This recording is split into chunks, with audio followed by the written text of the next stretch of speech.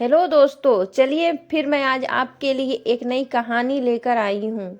दिसंबर खत्म होने को थी। उत्तर भारत पूरी तरह बर्फ और कोहरे के आगोश में आ रहा था। न्यूज़ चैनलों पर आते हुए मौसम के अपडेट्स मुझे पुरानी जख्मों की याद दिलाने लगे थे। फिर से पुरानी यादें, मेरे भीतर दबे हुए सफ़ेद कब्रों को खोदने का काम फिर से शुरू हो गया था। खिड़की से बाहर मैंने देखा, पत्तों पर ओस की बूंदें झिलमिलाने लगी थी। मैंने अपने मोबाइल से शिमला के लिए टिकट बुक करवा लिया। यह क्या, तू फिर से शिमला जा रही है? मेरी बहन माया ने मुझसे कहा। हाँ, मैंने संक्षिप्त स्वर में जवाब दिया। अपने वार्डरोब से मैंने अपने सारे कपड़े अरेंज कर लिए थे। वुलन कुर्तियाँ, स्वेटर, मफलर, जैकेट्स, टोपी, दास्ताने और वुलन बूट्स। दुनिया ठंड से मरी जा रही है और लोग अपने घरों में दुबक जाते हैं, और यह मुई न जाने उन बर्फ की दुनिया में क्या ढूंढने जाती है। पता नहीं क्या लगाव है इसे उस ठंडे बर्फ से। शेफाली, तू सुन भी रही है ना मैं क्या कह रही हूँ? हाँ, फिर तेरा दिमाग तो खराब नहीं हो गया है?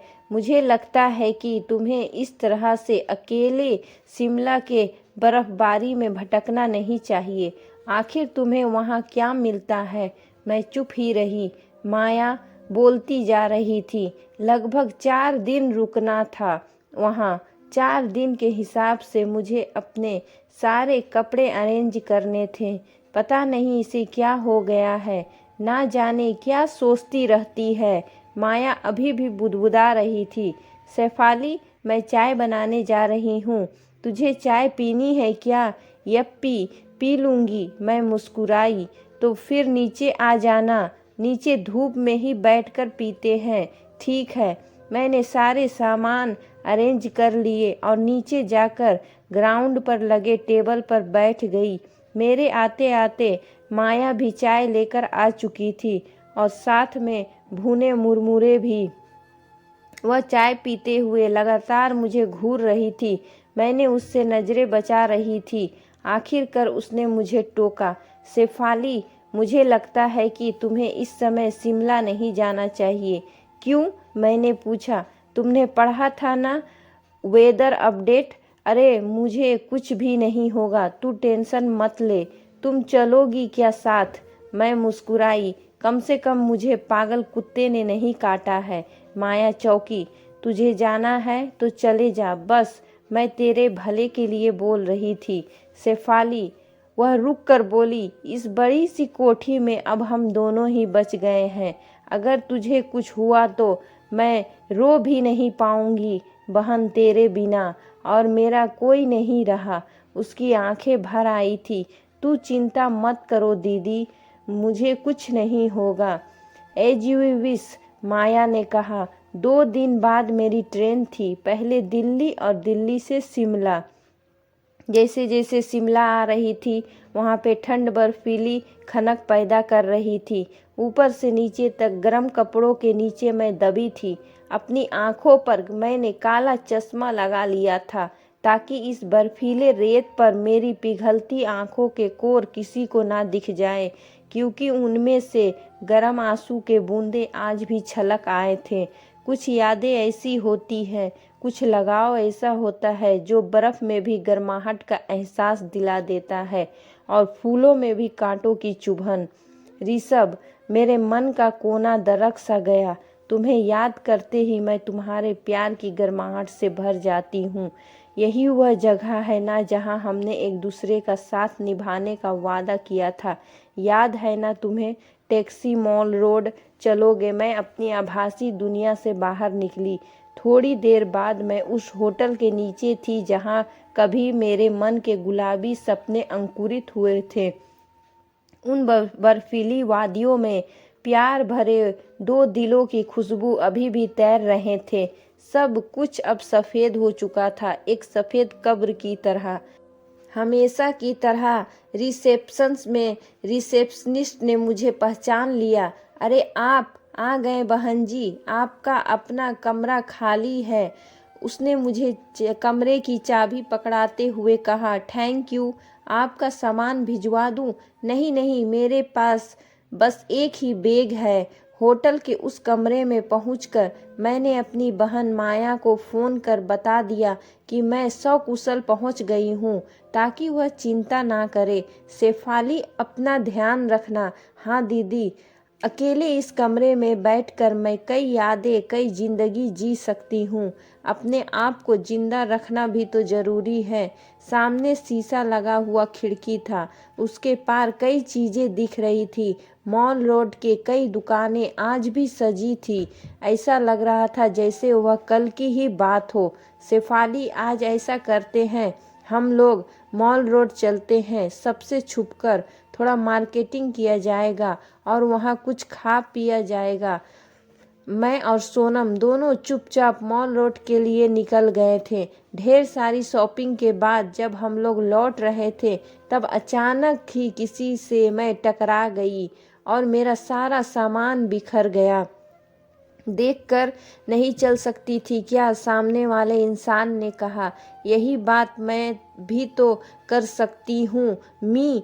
आसपास भीड़ इकट्ठी होने लगी थी तो सोनम ने कहा, शेफाली, जाने देना यार, क्यों बात बढ़ा रही है? कहीं मैम को पता चल गया ना, हाँ तो हमारी क्लास लगेगी अलग। उस नवयुवक ने मुस्कुराते हुए मेरे वॉलेट्स और बैग मेरे हवाले किया और कहा, तुम लोग कॉलेज स्टूडेंट हो ना? अपने टीम से छुपकर यहाँ आई हो? हम दोनों का चेहरा फक हो गया। गिरने के कारण मेरी हथेलियों पर खून की बूंदें चमकने लगी थी। वह देखकर थोड़ा घबरा गया। उसने फौरन कहा, आई एम सॉरी, आपको तो चोट भी लग गई है, चलिए कॉफ़ी शॉप में चलते हैं।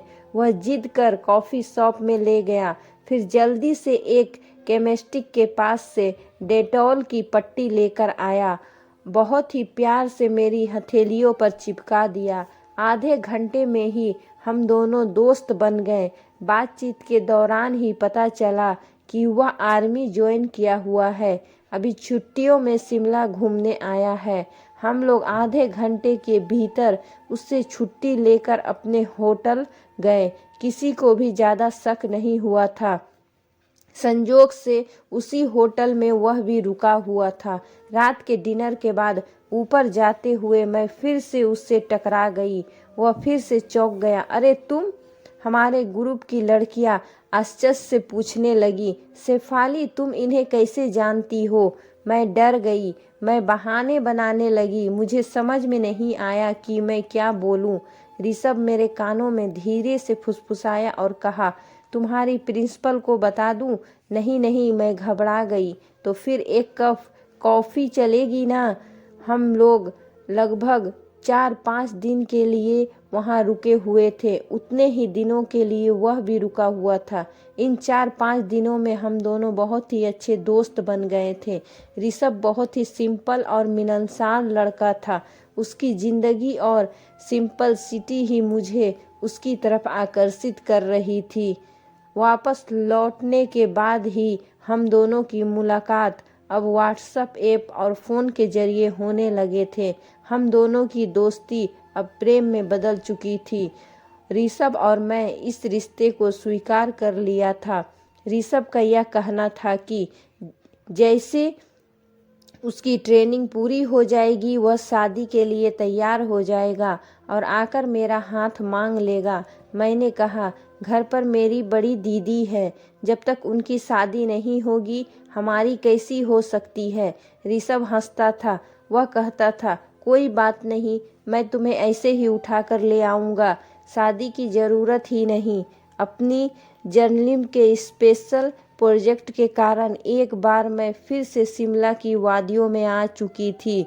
बहुत मुश्किल से ऋषभ ने एक रात की छुट्टी लेकर मुझसे मिलने आया था। हम दोनों उसे मॉल रोड में उसे कॉफ़ी शॉप में बैठकर पुरानी बातें याद कर रहे थे। इस बार मेरे कॉलेज का ग्रुप नहीं था, बल्कि ऋषभ का प्यार भरा साथ, खुमारियों से भरी हुई बातें और जीवन भर जीने मरने की बातें थी। कॉफ़ी पीते हुए ऋषभ ने मेरे हाथों पर अपना हाथ रख दिया और कहा, आई लव यू शेफाली। मैं हंसी। जहाँपना, कोई प्रूफ है हमारे प्यार का? किसी को अपने गांटर बनाया है? तभी बाहर बर्फ गिरनी शुरू हो चुकी थी। शेफाली देखो, यह चारों तरफ फैली बर्फ की वादियाँ, यह गिरते हुए बर्फ, यह सभी मेरे प्यार की निशानियाँ हैं। मैं तुमसे बेइंतहा प्यार करता हूँ शेफाली, और ज़िंदगी भर करूँगा, यहाँ तक कि मरने के बाद भी। ऋषभ रोमांटिक हो चुका था। यह कह रहे हो ऋषभ, मरने की बात मत किया करो। मेरी आंखों में आंसू आ गए। ऋषभ हंसा। शेफाली, मेरी जॉब प्रोफाइल ही ऐसी है। मौत मेरे साथ साथ चलती है, ना जाने कब क्या हो जाए। After all I am a soldier. बस मैं इस बार आऊँगा तुम्हारे साथ, हाथ तुम्हारे माता पिता से मांग लाऊंगा। प्लीज़ शेफाली, मेरा इंतज़ार कर लेना। ऋषभ, मैं ज़िंदगी भर तुम्हारा इंतज़ार करूँगी, मैंने कहा। अगर वह इंतज़ार कुछ लंबा हो गया। कुछ दिनों बाद ऋषभ की पोस्टिंग कश्मीर में हो गई। अज्ञात हमलावरों ने जिस सैनिक छावनी को अपना शिकार बनाकर उन पर गोलीबारी और बम विस्फोट किया था, उसमें शहीद होने वालों में ऋषभ भी था। मेरा प्यार खो गया था उन वादियों में, बर्फीली वादियों में, जहां आज भी उसकी आवाज़ में गूंज रही थी, Shefali I love you, Shefali I love you. ये बर्फ़ मेरे प्यार के गवाह है। मेरे मरने के बाद भी तुमसे प्यार करता रहूँगा। मेरी आंखें बह रही थी।